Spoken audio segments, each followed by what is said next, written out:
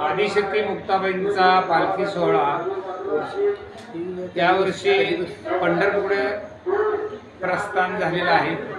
दिनांक 5 जुलै 2026ला तो पालखी सोहळा जालना शहरामध्ये मुक्कामाला आहे। कन्हैयानगरमधून आपण निघाल्यानंतर GS हायस्कूलचे जे ग्राउंड आहे त्या ठिकाणी भला मोठा रिंगण सोहळा आयोजित केलेला आहे। जिल्हा प्रशासन आणि मुक्ताई संस्था आणि संबंध जालना जिल्ह्यातील वारकरी, फडकरी, गडकरी परंपरेनुसार सर्वांच्या सहभागातून तो रिंगण सोहळा होणार आहे।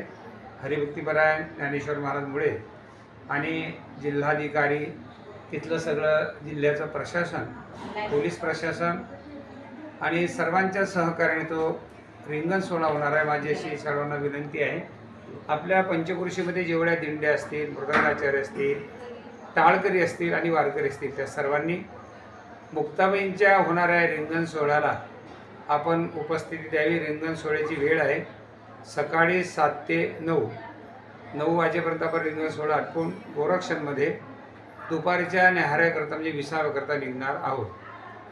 सर्वांना विनंती आहे, या परिसरामधून येणार एकमेव पालखी सोहळा हा आहे, आदिशक्ती मुक्ताबाईंचा आहे आणि त्या सोहळ्याचं वैभव आणि त्या रिंगण सोहळ्याच्या माध्यमातून आपल्याला मोठं करायचं आहे आणि म्हणून सर्वांचा सहभाग त्याच्यामध्ये अपेक्षित असल्यामुळे सर्वांनी त्या सोहळ्याकरता, रिंगण सोहळ्याकरता या विषय करून टाळकरी, मृदंगाचार्य आणि वारकऱ्यांना विनंती आहे। पुंडलिक वरदा हरी श्री ज्ञानदेव तुकाराम आदिशक्ती मुक्ताबाई जय।